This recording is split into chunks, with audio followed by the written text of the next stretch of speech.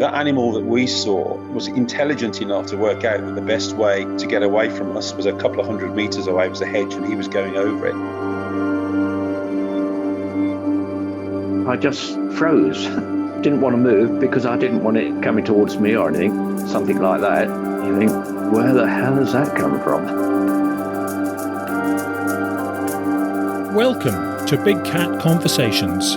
We speak directly to people who've encountered one of Britain's big cats. We also discuss the bigger picture. I'm Rick Minter, and thanks for joining me.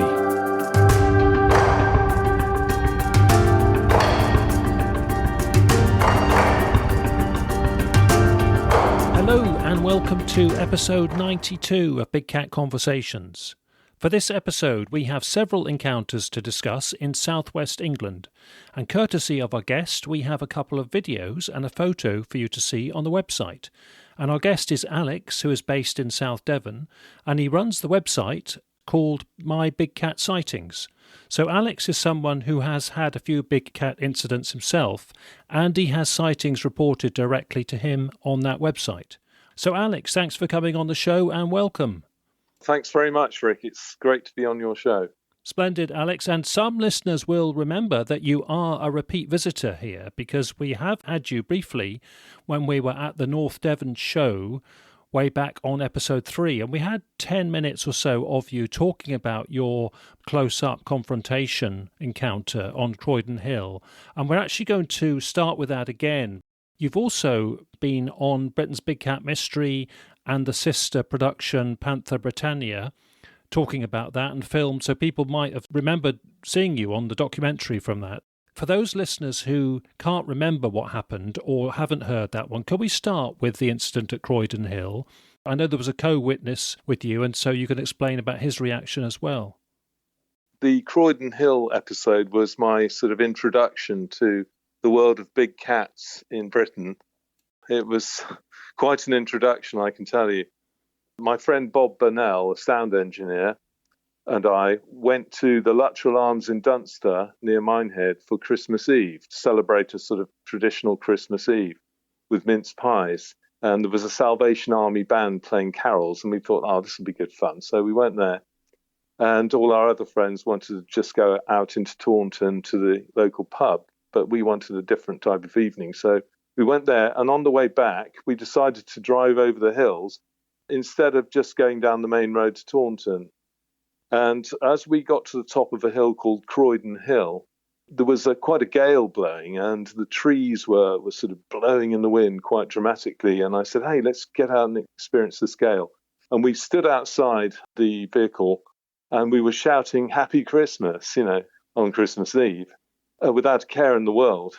And I just thank God that we suddenly felt compelled to turn around.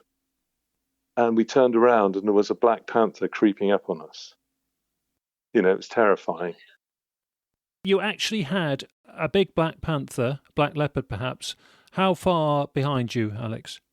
It was 12 feet behind us. It was clearly stalking us. It was creeping towards us. It was down really low, and I just said to my friend, look at that, that wasn't there just now. And he got his cigarette lighter out and he just shouted, fire, fire, fire, in panic, really. And we saw it get up from its crouching position and it ran off into the adjacent wood. And we saw its big tail and its muscular form. I mean, it was really scary, I can tell you. We weren't expecting to be stalked by a black panther on Christmas Eve, but it was really scary. I just remember when we walked back to the car, and I remember my hand was actually shaking. It was actually trembling. Yeah, and you've mentioned on the documentary, I think, that one of you dropped a scarf, but you didn't go back for it. Yes, Bob actually had a brand new scarf, and he, in the sort of panic that ensued, he dropped it on the ground, and we both sort of said, well, forget the scarf. Let's just drive home back to Taunton. And of course, we couldn't wait to tell all our friends.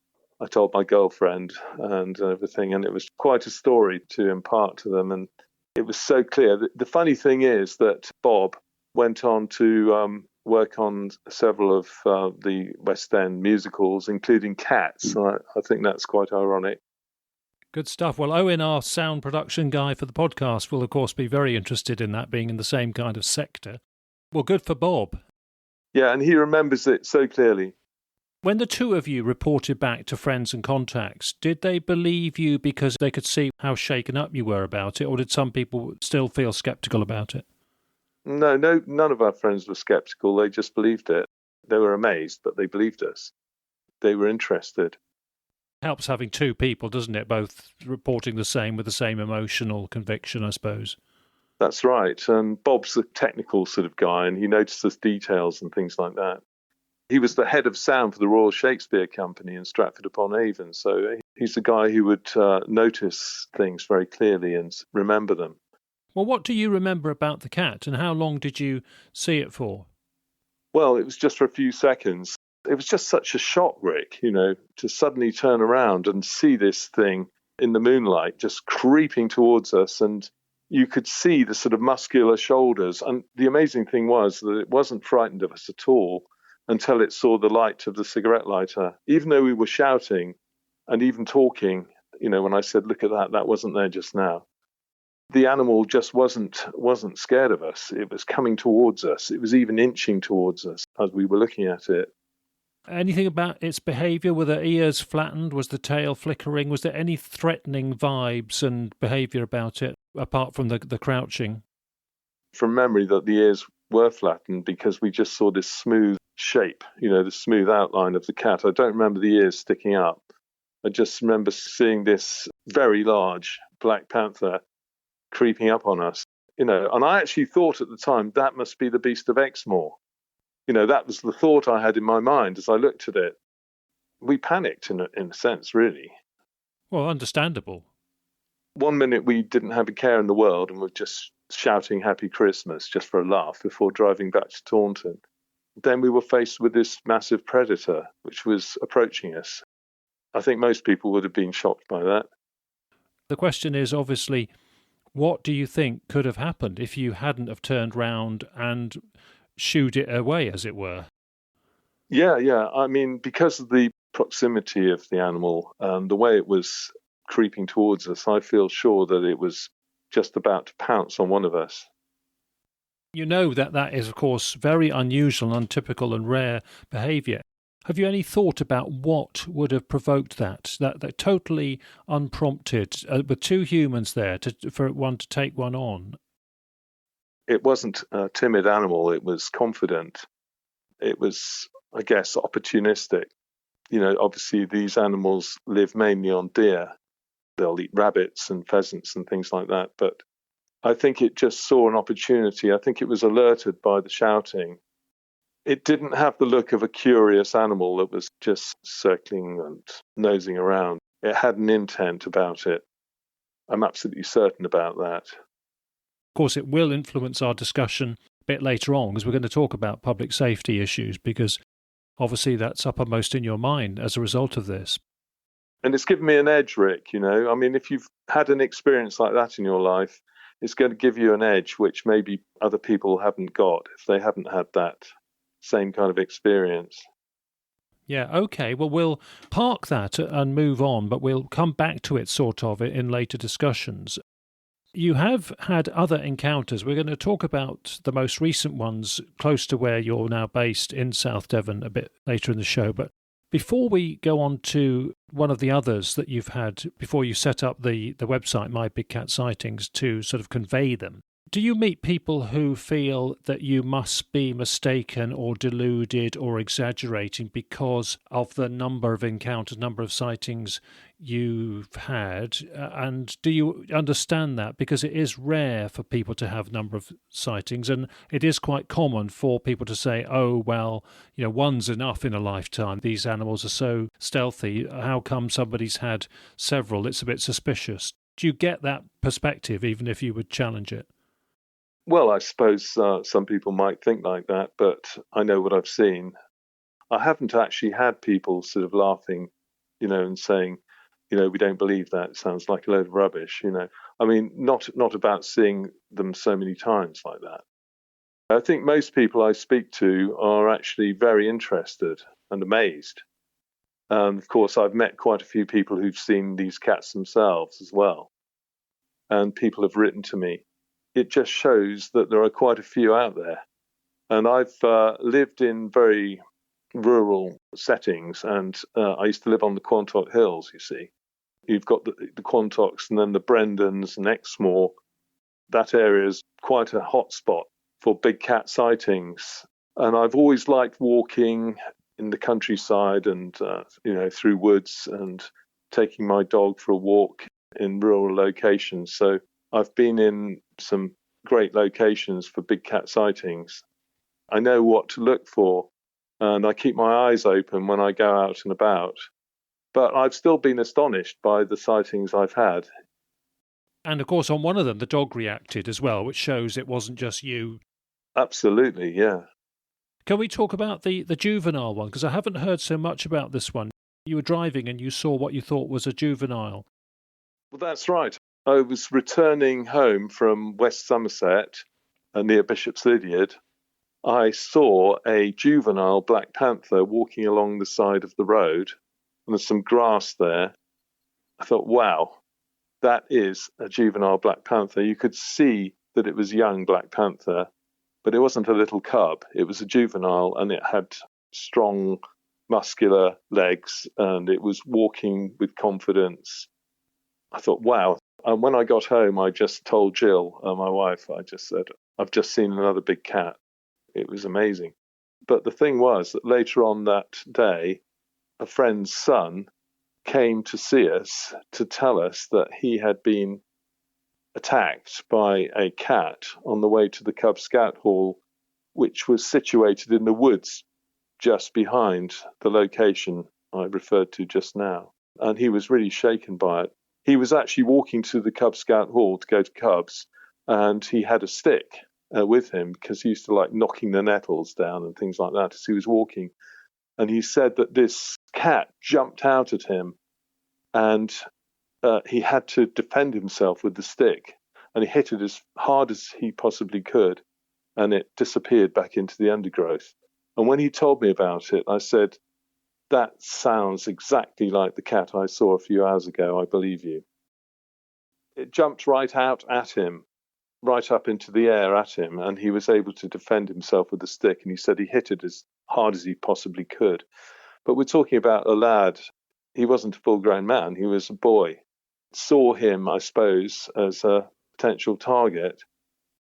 On what basis did you think it was juvenile? Because of its size and its behaviour, or?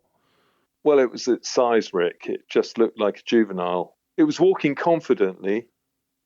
It was still pretty big. I mean, if you had a pet cat in your house that big and that muscular, you'd be a bit scared of it, I should think. It was a stocky animal. A half-sized adult cat, do you think? Or? Yeah, I'd say so, yeah. I had absolutely no doubt that it was a black panther. Because of your 3 different experiences, you set up this website, My Big Cat Sightings, mainly to report them and describe them and for people to read about them and learn. And you started getting reports back as a result of that. Is that the case? Well, I did, yes. I started getting reports back pretty quickly. We haven't mentioned the 3rd sighting, but that was an incredible sighting as well of 2 cats together. But people can read about that one on the website if they want to. That was 2 different coloured cats, wasn't it, that one? I just remember my dog ran straight towards them, and I had to shout, "Stop!" in a loud voice, and he did stop, and they disappeared into a gully. At the time, I was just thinking, this is incredible. This is the 3rd time I've had a big cat encounter in my life. How different were the colours? They were markedly different, were they? Yes, one was black and one was brown. Did they look physically very similar in their scale and their tail length? Yeah, they did. The amazing thing was they both looked the same size, really. One was leading and the other one followed, and they didn't look at us at all. They just trotted out of this hedge, a sort of hollow hedge, and disappeared into a gully. And when I did some investigations around there later, I found out that there were some ditches running alongside of the hedges, so any cats could just walk along through the field system without being seen. And interestingly, I knocked at the door of a house at the top of the hill just to tell them what I'd seen and to ask if they had seen something. And the lady who opened the door said, yes, other people have reported seeing a big cat in the valley below. How interesting, you saw two in different colours. They were definitely in partnership, were they? They were collaborating. Yes, they were. I mean, they looked so happy together. They just looked comfortable together. We were about 40 feet away, and my dog just, as I say, just ran towards them, and my priority was to stop him. I met your dog. He'd be just a sort of Mars bar size for a cat, wouldn't he? Well, yeah, but Yorkshire Terriers aren't frightened of anything, you see. Yeah, okay. Now, we are going to switch to near where you're based now. These were sort of more Somerset locations you were talking about previously. Yes. You've moved to South Devon, and quite near where you're actually based, you are thinking there's potential big cats around. Before you'd got the videos with the trail cameras, can you tell us about why you started to get suspicious about potential big cats around? Well, because one night, a few months after we'd moved to South Devon, I went for a walk with my dog, and he started pulling on the lead. And I knew he was onto something. And then I heard the sound of a puma from the nearby rocky area in the night air. And it was an incredible sound. And I checked it out on YouTube later on, and it was definitely the sound of a puma. Anyway, a few moments later, I actually saw a puma coming down the path towards us, and we got out of that place into a safer area. Was it just walking towards you coincidentally? It was coming down a track, and it was heading towards us. I don't think it looked like it was stalking us or out to get us. I think it was just trotting down the path. It was a misty, dank evening. It was making this sound in the night air for some reason. But because of the situation, I just said, come on, to my dog, let's get out of here. We just retreated to a safer area. Because, I mean, I didn't have a torch with me. I didn't have a stick with me or anything. It was amazing. How long after the vocalization did you see it? A few minutes, a couple of minutes probably. Okay. What kind of calling was it? Well, it wasn't like a deep growling. It was more high-pitched than that. But, pumas make some strange noises. But it wasn't like a really deep guttural growling sound. It was a sound I'd never heard before in my life. That's why I checked out the sound on YouTube, and it was, so close to what I'd heard. But I'm just so pleased that I actually heard the sound, and then actually saw the animal. Great combination. Sure, yeah. So what else, in following weeks and months, what other signs and snippets occurred to you, and what kind of feedback did you get when you mentioned it tentatively to some fellow sort of walkers and visitors in the area? I started finding scats. I found quite a few scats with deer hairs in and rabbit hairs in, and sometimes what looked like grooming hairs of the animal. I remember we did actually agonise about testing one, didn't we? And I guess you've still got them stored. Have you? Are some of them frozen? I do have quite a collection, actually, and they're in envelopes, brown envelopes, and they're marked. The location is written on the envelopes and the date is on the envelopes. Interestingly, they've all got the same scent. They've always had this strong musk scent, and it's quite unlike the scent of a fox scat, interestingly. No, I think that's an important point, especially if they're fresh enough to pick that up. The first one I saw, I think, which is the most compelling one. Could we put that on the website for this episode so people can see that? The scat photo. Yes, of course, yes. Good stuff, yeah. I mean, that was really fresh, and you could see the sort of mucus on it. I was amazed when I found my first scat, and was really excited about finding it. It was a bit like finding a gold nugget. I've seen a lot of fox scats over the years. I'm convinced that the ones I'm describing as big cat scats are big cat scats. We could test one, I guess, to put it to the test if we get a result. I mean, that's a consideration. Yeah, Yeah. absolutely. Although, it's not straightforward, is it, with laboratories, but still. I've seen a couple of your photos of these cats, and I would have thought they were big cats, certainly. Yeah, as I say, they've all got the same scent and the same sort of constituency, and they don't smell like fox cats. They don't look like most fox cats. The good thing is that I've actually seen the animals themselves in the locations where I found most of the scats. So when you've got two things together. And what about other people you've spoken to walking in that area? What else have you heard from people in that locality? Well, a few people have told me that they've seen black leopard. One guy's seen a black leopard and he's seen a puma. He was having a picnic in a location in a wood, and he actually saw a puma. His dog was sniffing around in the wood, and it suddenly disappeared, and he never saw it again. He was a former military guy, and he said, I haven't told anyone else this, but he opened up and told me about it. Other people have told me they've seen a black leopard in various locations, not too far apart from each other. Other people have heard growlings, and one guy actually has heard growlings twice, and he saw a large black cat crossing a path in front of him and put him off going down to that place now. So you can understand it. I mean, I've talked to quite a few people about these things, and even though some of them have never actually seen a cat themselves, most people are very open to the idea of these cats living in our countryside. They just want to know more about it. I think that people need to be made aware of the presence of big cats in the British countryside, because I think they have the right to know what they might encounter on a walk through a wood.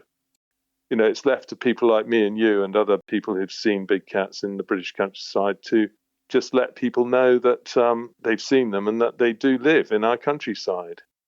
Sure. Well, we'll come on to that a bit more in a minute. I just wanted to reinforce your location where you're saying people are having these sightings of both black ones and tan-coloured ones.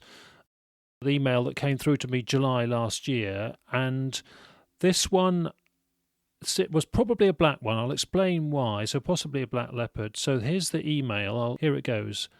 Me and Stu, my friend, had been told by locals that this location was a great place for fishing, so we loaded our gear into the van and set off. It was night by the time we got there, and as soon as we pulled into the empty car park, we both had this odd, eerie feeling. We ignored this and even joked, well, this is fresh out of a horror movie, isn't it?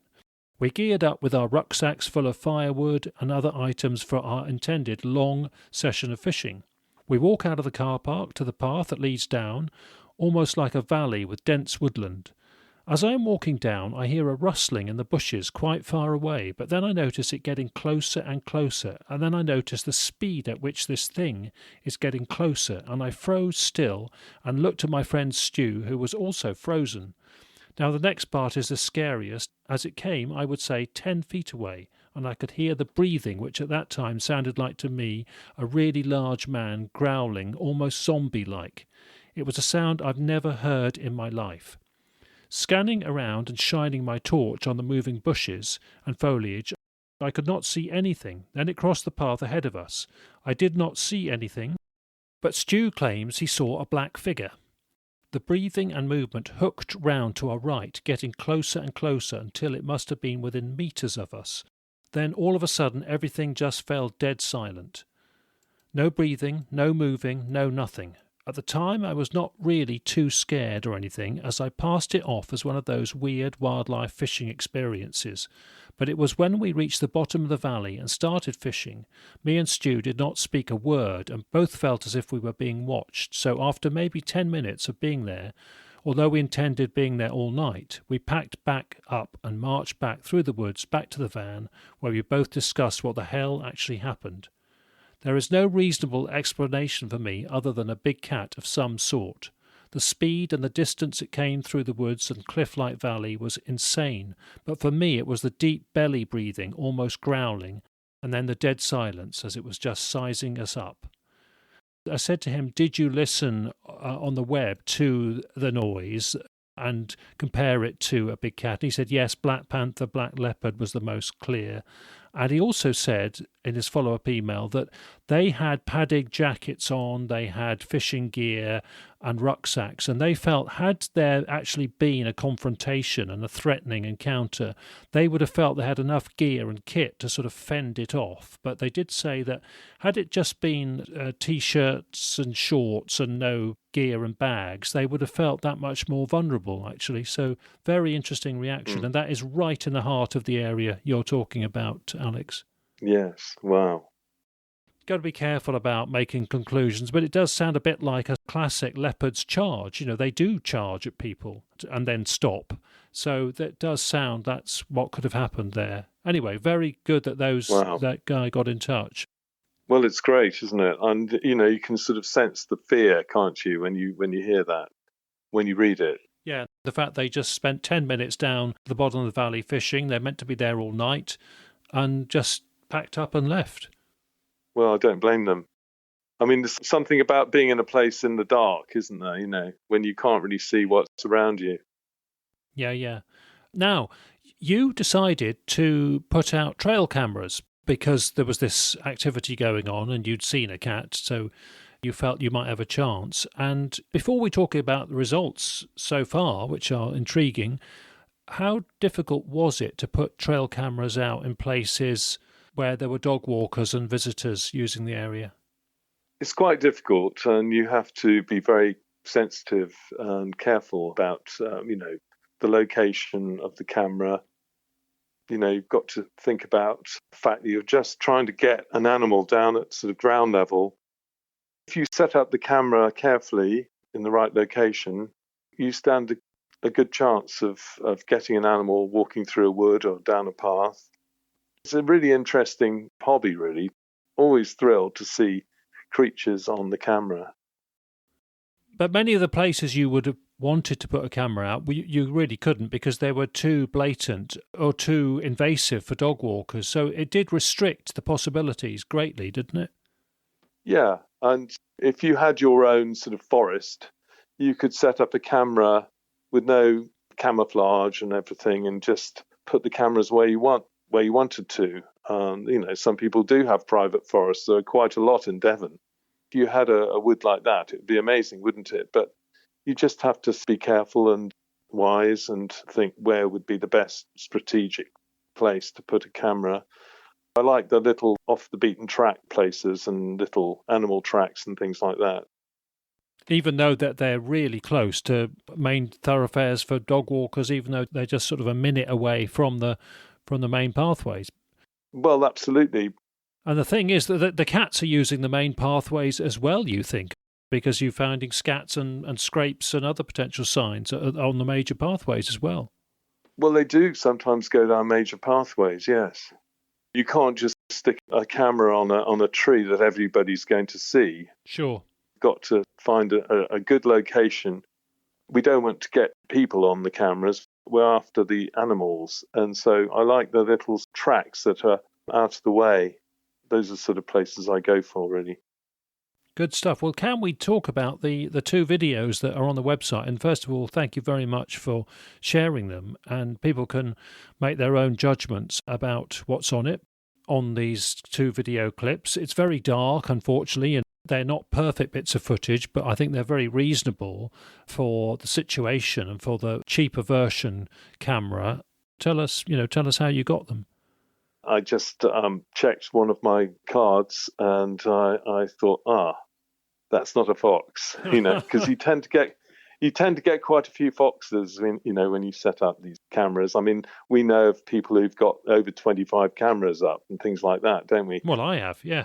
In different places. Yeah, and they get a lot of foxes and squirrels and birds and things like that.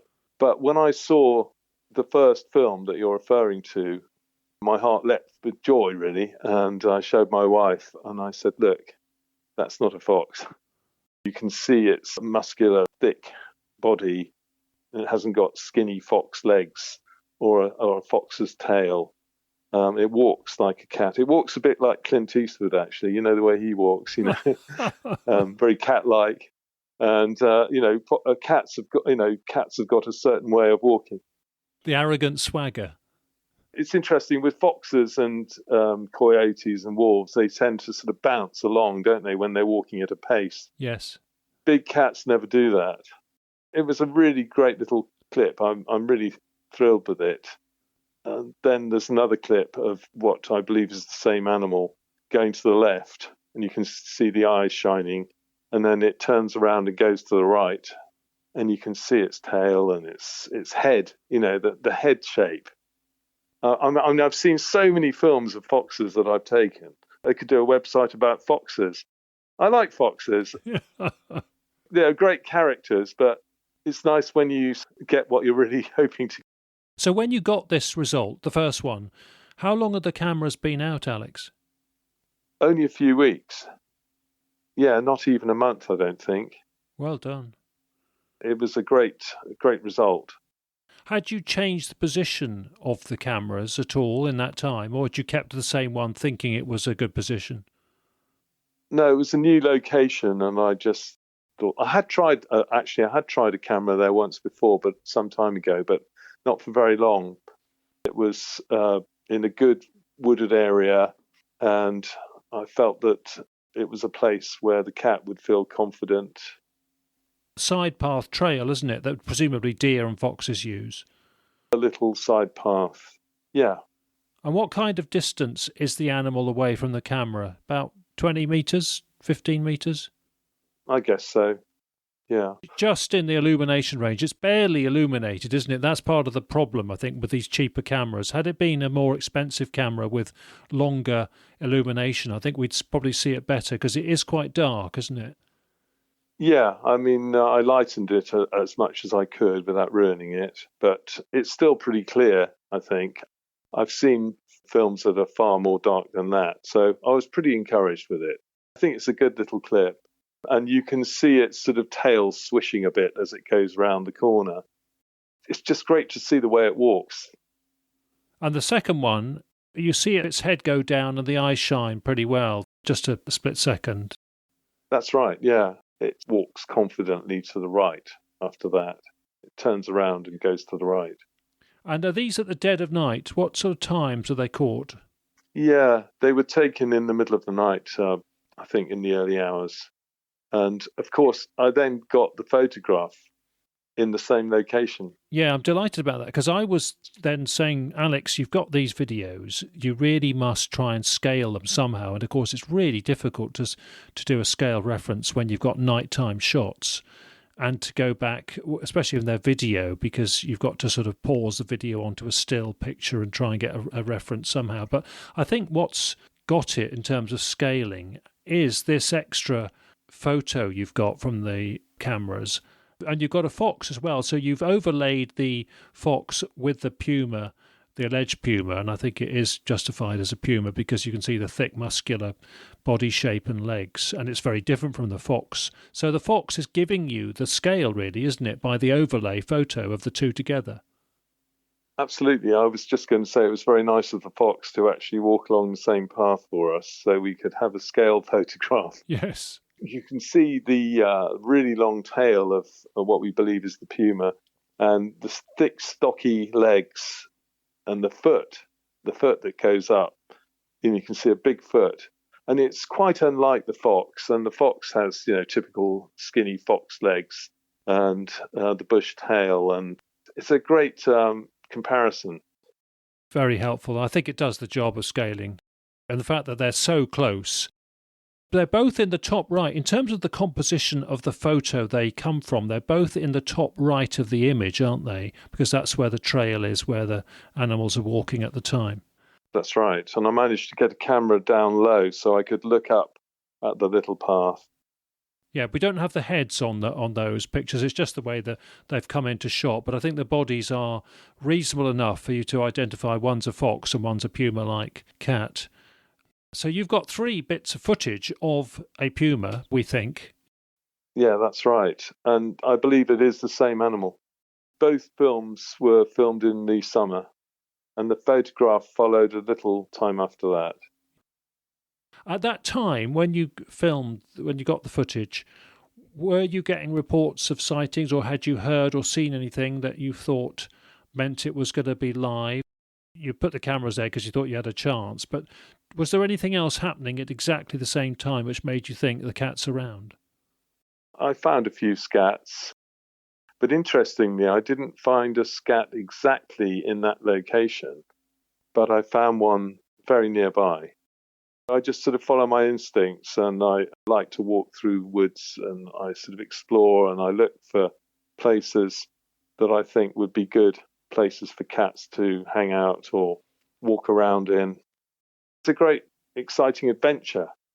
And looking for signs, you would probably agree with me that you don't actually have to see an animal to know that a cat could be living in a certain area, because you can see by field signs, can't you, like scratch marks on trees or potential scats. What I would say, Alex, I feel so much of the signs are ambiguous. That is the thing. I think they can be misread and misinterpreted sometimes. I think it's very rare, personally, to find one which is an dead certain, that you are prepared to sort of say, right, I'm going to spend a lot of money on a DNA test of this. Can only really afford to do dead certain ones. So I think that is the problem of what we have in this subject, these ephemeral signs and these ambiguous signs. But of course, if you back it up with a trail camera footage, then bingo, you've done the business. It's like a sort of reward for your hard efforts, isn't it? Because those of us who are interested in this subject do spend a lot of time on it. There's a great community of people in the country who are interested in this subject, and I wish them all well with it. Yeah, in terms of your satisfaction with the results, I mean, hopefully you've got the trail cameras out and they might get more results, but how did you feel? Did you feel really chuffed that you'd filmed something, or did you feel a bit frustrated that they weren't even better than they might have been? Because they're not perfect, as it were, and I can sense that you might have thought, oh gosh, it's great, I've got something, but I wish it was slightly better. Where were you in the spectrum of excitement? I was actually really delighted with them, because I don't think they can be anything else, anything other than films of a big cat and a photo of a big cat. But yeah, I mean, they're not BBC quality daytime photos. They don't look like something you'd see on a nature program on TV. Considering, so many people spend so much time on this whole subject and have had, no real results, then I'm really pleased that I've got these results. Not something to boast about in any way, but it's just exciting. And for people like us who are interested in the subject, it's great. It's really interesting. As you say, I think it is a reward, and it's good that these were just cheap, affordable trail cameras. You've only been using 2 or 3, haven't you? It's not like you've been using, I'll sometimes put out 10 on a farm and won't get results.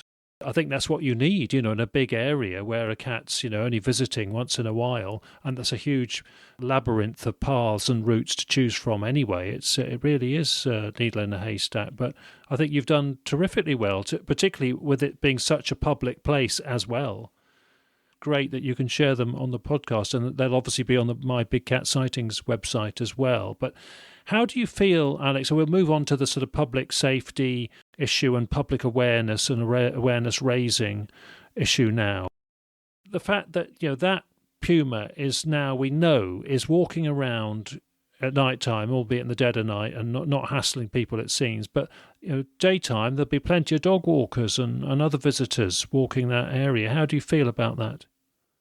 I do warn dog walkers about big cats living in woods. I don't talk about specific locations, but I do warn them about the general picture.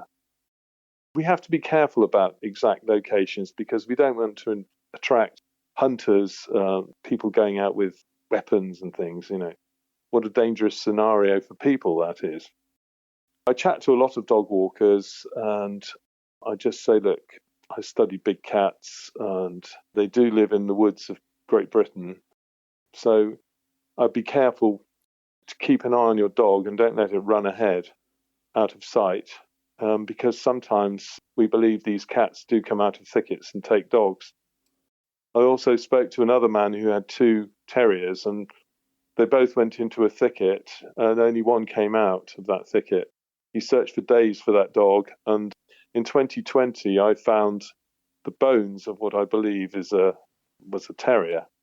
It's possible that, unfortunately, they could have been the bones of this man's dog, because they were in the same sort of area that he had told me about. So it is tricky because you've got to be careful with the language you use, because I wouldn't use a word like warning. You can use loaded words very easily, and the other issue is that, of course, most of the time in most woods there will be no big cats around.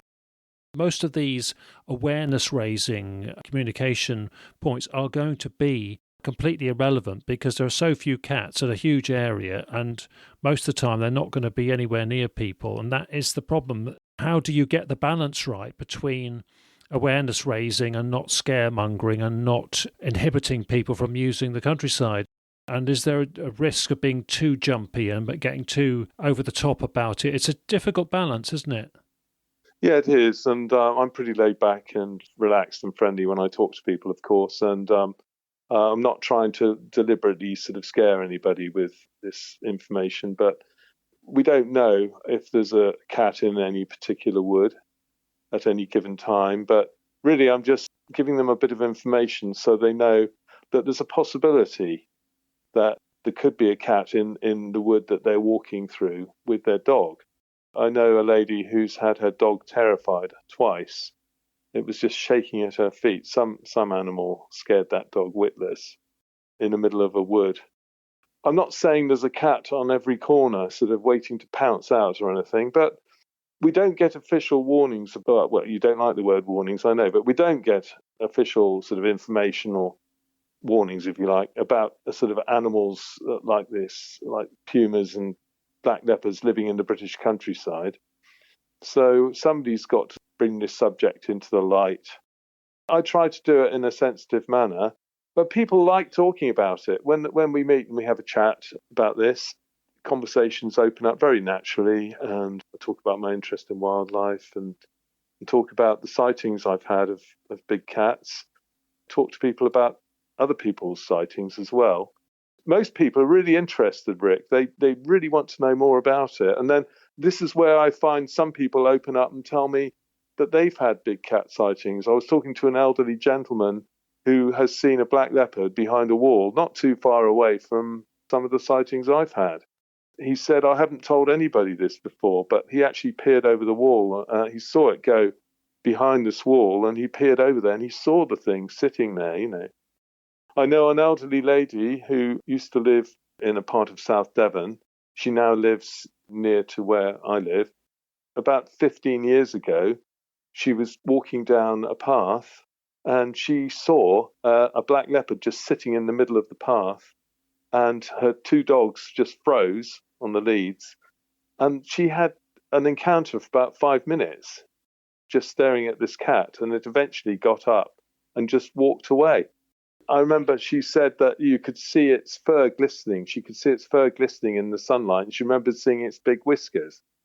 Yeah, I'm surprised people don't pick up on the whiskers, because they are very evident, actually. It is, certainly, if you look at photographs of leopards in particular, they have got impressive whiskers. I guess you'd have to see it at the right angle and the light on them. But it's not something that many witnesses pick up on. I suppose they're just usually so sort of shocked. They just see the general animal. You have to be reasonably close. A lot of people ask me the question, where do these animals come from as well? That's an interesting topic, isn't it, Rick? Well, there's no one answer, of course. There are varied answers to that. And that's why I would say they're genetically okay, because variety of sources means a stronger gene pool, of course. Because people know you've had the rather sort of close confrontation on Croydon Hill that we started with, that you can be a bit of a lightning rod for people who've had more scary encounters. And of course, that can bias the sample, if you like. But also, I know you've had plenty of people just say you've had fairly straightforward sightings, or sightings where a cat could have confronted somebody but didn't. There's one where you had where a lady contacted you and she said her son had a pretty scary confrontation with one. Is that right? That's right. A lady contacted me, having seen my website, and she wanted to tell me about the encounter her son had with a black leopard that just came out of a thicket. She was walking through a forest in Somerset with her sister and their children, and her young son was running ahead. And he told her what had happened. He said that a leopard came out of a thicket and basically faced him off, and he walked away from it, staring at it all the time. Thankfully, they came round the corner not long after that. But it was a very scary experience for him. And his mother was scared as well and wanted me to put this on my website so that people could be made aware of what happened. It was a few years ago now. And her son is grown up, but he remembers it very clearly, and he gave his permission for me to put it on the website as well, having spoken to his mother about it. I think that's a good example of where the risk there is where the human, the person confronted, reacts in the wrong way. It's great that people keep their composure. Sometimes people have said they've run and then they've realised they shouldn't have done, but it was just so spontaneous, and they thought, hang on, that could have triggered the sort of predator's response to running. I think if the humans react in a way which they stay confident and they don't aggravate the cat, that's the key thing, because the cats are largely showing a natural confrontation without a threatening predatory move. But if you get it wrong in your reaction, you could take things further and aggravate the cat to go that bit further. So that, I think keeping your composure is so important. But of course, it's so easy to say that in practice, in the spur of the moment. Yeah, that's right. But the fact is that most people just aren't expecting to have any kind of encounter with a big cat in a British wood. And most people would be scared, I think, if they did see one close up, and they'd be pretty shocked.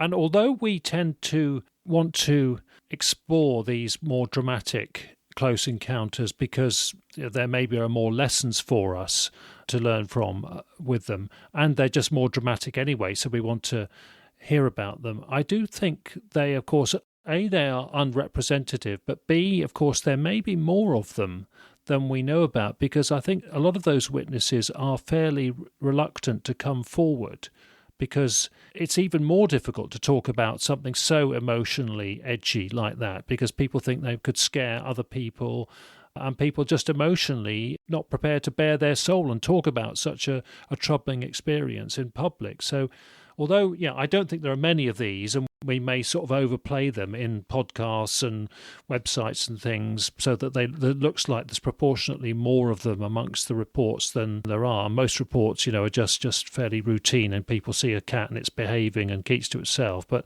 I think, we don't know how many of these types of reports we're missing because people find it so awkward and difficult to relay them anyway. You presumably find that people don't find it easy to talk about this in particular, and particularly if it's a close encounter and it's a sensitive, edgy, more scary one. Actually, when I've spoken to people who've had big cat sightings and big cat encounters, no one's been reluctant to talk to me about them, but there have been a few people who've told me that they haven't told anybody else. But when they know that I'm interested in the subject and I've studied big cats, they suddenly sort of feel able to talk about them, and they know I'm not going to laugh at them. In terms of encouraging people to come on the podcast, I'd say we have missed out on a few more, the more edgy ones and the more close encounters. And I think that's because people find it more difficult to talk about something which has got consequences, and they're the one talking about it. And I think also people are genuinely wary of scaring people and think, well, how representative is this? But I think it's very good that you talk very openly about your Croydon Hill report. That's right. I mean, I want to see these animals protected. I love all animals, and I love the big cats that live in Britain. At the same time, I think that the general public need to be made aware that we have large predators living in the British countryside that are capable of killing people. There just needs to be some sort of information given out to people. But if we do it in the right way, without deliberately going out to try and scare people, I think that's fine. I don't agree with the statements that are made that these cats pose no threat to the public whatsoever. They are large carnivores. The fact remains we have large predators living in the woods of Britain. The dilemma, though, Alex, is that if we're talking leopards and pumas, then all of the behaviour on them shows that if they're unstressed, they do not deliberately seek out humans. People coexist with them without issues in their native lands. We can compare North America mountain lions to leopards in India, and I think North America is more relevant to the British situation because of how people live in a sort of Western world situation.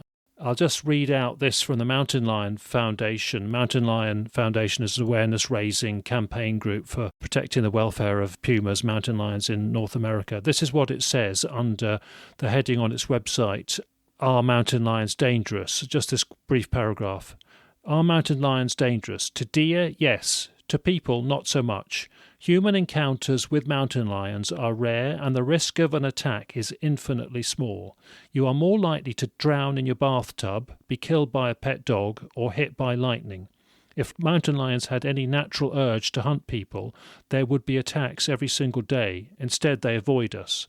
And I think that's the key point. Leopards and pumas, as far as we know from the data and from behaviour, people who work with them, they will tell you that, and I've had this at mountain lion meetings I've been at in the States, they have no natural urge to hunt people. And in fact, they are really scared of people and they will flee, as soon as they hear a human voice or if they're close up. The cases of problem issues in America are really rare. I've got the data here. Of course, there can be close confrontations in which nothing happens. So a close confrontation to somebody can be scary. And it depends how they react as to how it concludes. But so this is the data on fatalities and serious injuries from North America. And don't forget, this is amongst 30,000 at least estimated pumas. So from 1980 until 2022, 126 total attacks with injuries and 27 fatalities. So that's 1890 until 2022. An estimated population of 30,000 pumas, and some of those, radio collared ones are known to be close to jogging trails and walking routes and edge of towns, for many hours every day. So it does show you, that people can coexist with these animals. In India with leopards, it's different. People are working the land and young children are working the land and they can't afford to corral their goats at night and they can't afford to have sort of torches to see the leopard's eye shine at night. So there are fatalities from leopards in India, and some of the leopards are very stressed in their situation and some are persecuted and sort of react when they're persecuted. So leopard fatalities in India are much more significant than puma attacks and fatalities in North America. But we can't really compare ourselves with the India situation. No, and I'm not trying to suggest that cats are sort of waiting to pounce on people. I mean, most of the time they're living on deer, aren't they, and other animals, but potential is there. Maybe that's where we disagree. I would say just because something's physically capable, has a potential, it's the behaviour that matters. The behaviour shows that they are not seeing humans in their native lands as part of something which they automatically predate. They're not proactively hunting people. They don't do that. It's regarded as safe to walk around where there are leopards in, South Africa, for example, or India. Okay, if you're protecting your goats at night and you haven't got a torch to see the eye shine, yeah, you might be at risk if a leopard's going for your goats in India, but it's not the same here. Yes, I see what you're saying, but I've had a really scary stalking experience. I know the potential of the danger. A lot of our woods are quite narrow, small woods with tracks going through. I wouldn't sleep in a wood in Devon or in any other county in England for that matter, but especially Devon. If somebody came to me and said, look, I know you believe in possibility that big cats live in our woods and national parks and along railway lines and things like that, I'm willing to offer you £1 million if you sleep in that wood over there with your dog off the lead and no sleeping bag, no tent, just lie there all night. I'll give you £1 million in the morning. Well, I wouldn't even think about it.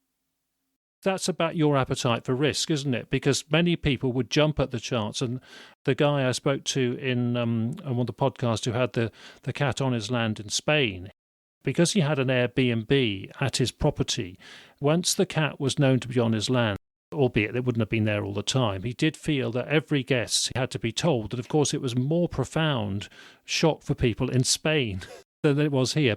And he found, again, different people reacted differently. Some people thought, great, I'm staying for as long as possible and hope I, have an experience. And other people were really super scared and left straight away. And he had one couple, and the lady wanted to leave straight away, and the guy wanted to be on vigil all through the night to hope to see it. So people can have different attitudes to risk and excitement. Yeah, of course people want to see big cats. I understand that. But I want people to enjoy the woods, have nice walks through the woods, but I wouldn't advise anyone to walk alone through a wood at night, especially in an area where I know I've seen a number of big cats. I think we have to be wise as well. That isn't about wisdom, that's about attitude, I would say. Thousands of people are doing that all the time because they're not even thinking about big cats and nothing happens. And in most of the cases, as we said, there wouldn't be a cat in there in that situation anyway because there are so few of them and there's so many woods. It's about proportionality as well. I feel comfortable about giving some safety advice. And the fact remains we have large carnivores living in the woods of Britain with no official information given out about them. I think it's responsible of us to just let the public know that these cats do live in our woods. I mean, look, they can be very opportunistic. Whilst they may not be actively hunting people, they are opportunistic. And if a black leopard found somebody drunk sleeping in a wood in Devon, I think it's highly likely that the leopard might take that person. So bear in mind the fact that we have large predators living in our woods and perhaps think twice before walking through a wood alone at night or sleeping in a wood. I don't think that we can just rule out any sort of risk of a leopard attack. These are wild predators. I'd like to see them protected, but I think it's responsible to just let people know that they live in our woods.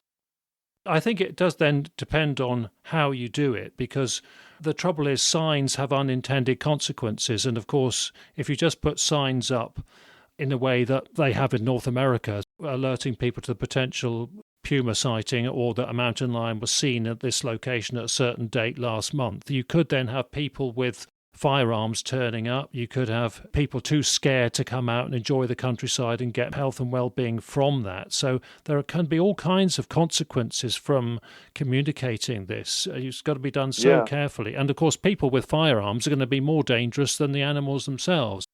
Exactly. I know. I mean, I usually tell people, look, just enjoy your countryside walks. It's been great that we've had a chance to talk about this issue. Now you know a bit more about the subject. You can now bear it in mind when you walk through woods. We're giving them information. Most of the time, I would agree that these animals are not really interested in people per se.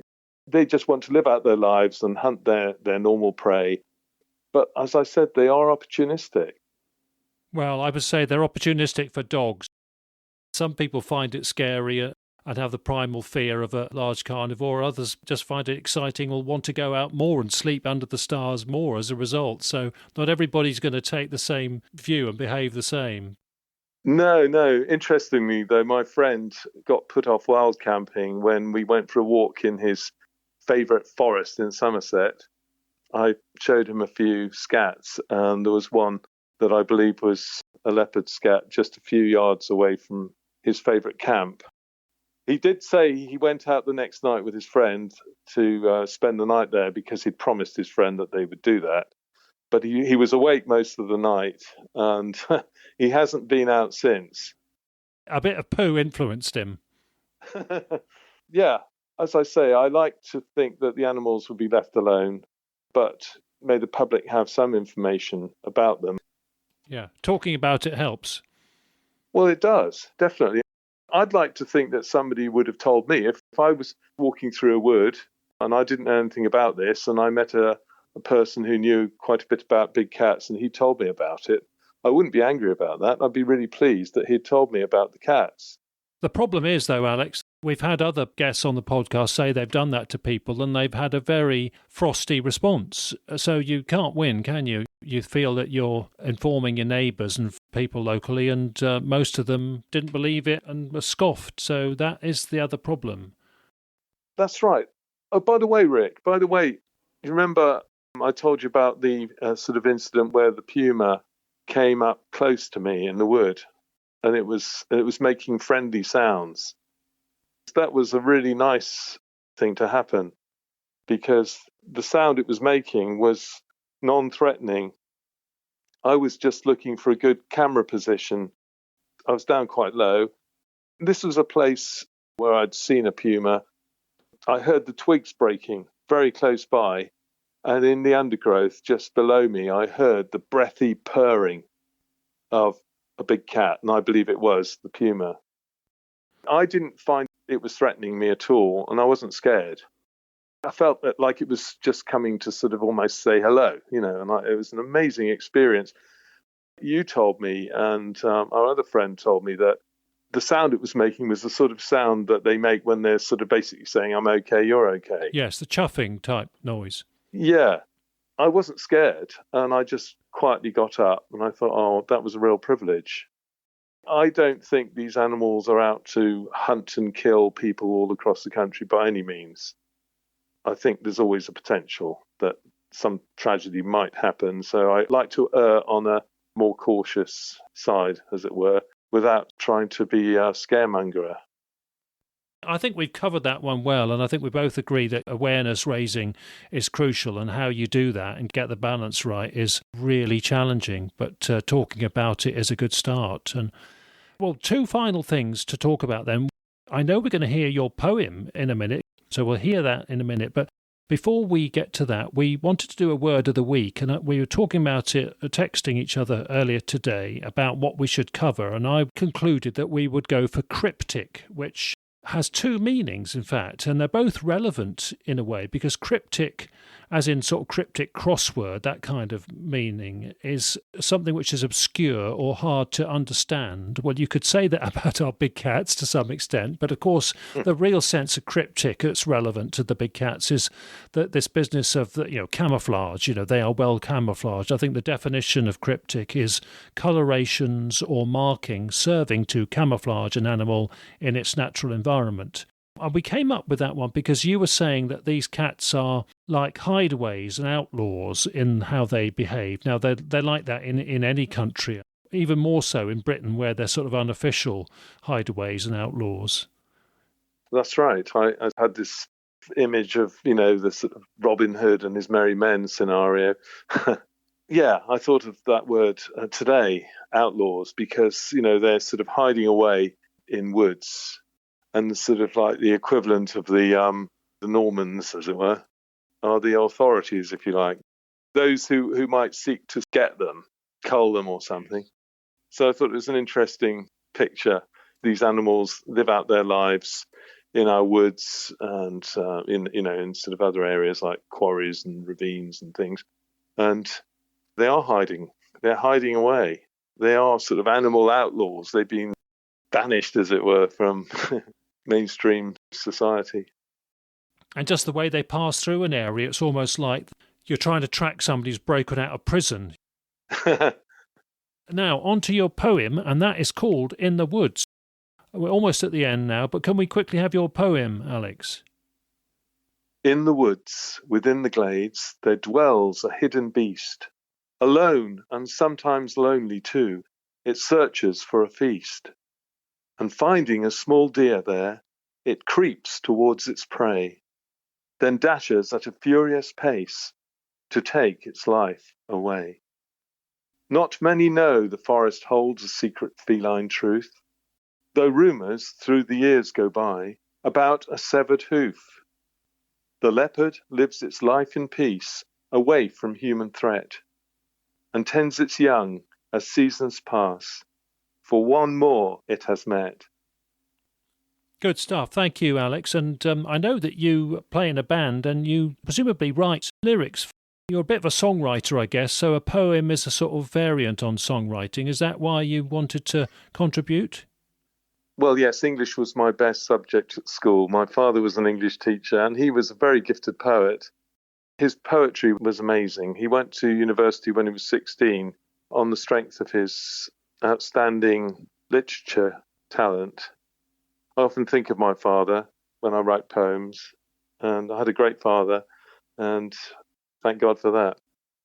My dad was brilliant at limericks, actually. It's why I wanted to make sure there were limericks as part of our competition. My dad could write a limerick on anything. You know, you give him a topic and in half an hour he'd think about it and come up with something that just worked. But, of course, limericks are not as challenging as the deep poetry stuff.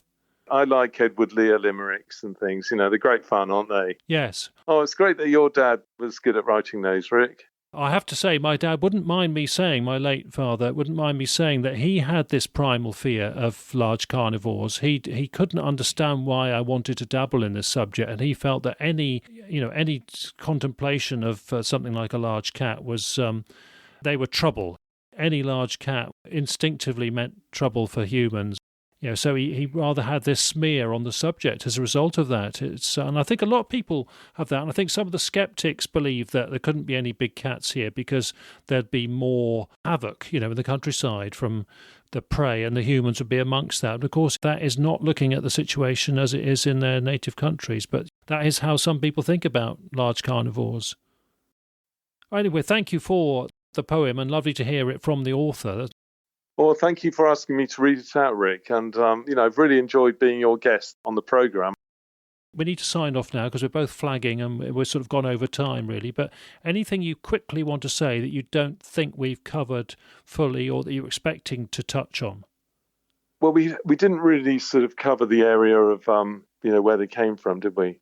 Well, I think that's because we'd be here all night. I think there's so many different explanations to that. I like the romantic image of these, like the circuses and the menageries going through the forests of England, and these guys getting drunk at night on mead, and then somebody leaving the cage open at night and things like that.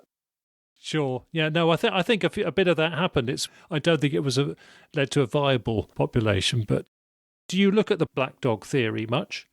I have been very interested in it because to me it just seemed like, well, they're so good at hiding nowadays that when the woods were even bigger, maybe some of these people didn't even know there were cats on the loose, if there were, and they were just going for boar and things like that.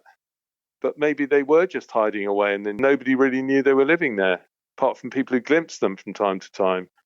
But I don't know. Anyway, very good to have you on the show covering these important points, Alex, and getting your experience on all of this.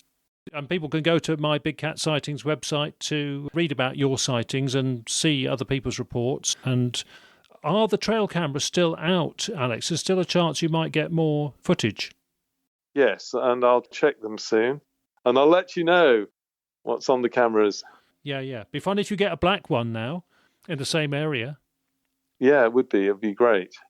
Maybe in the future we'll have some more recent ones, and how exciting that would be. Great. Well, keep on the case, Alex. So good to hear from you. Thanks ever so much for coming on Big Cat Conversations. Thank you very much.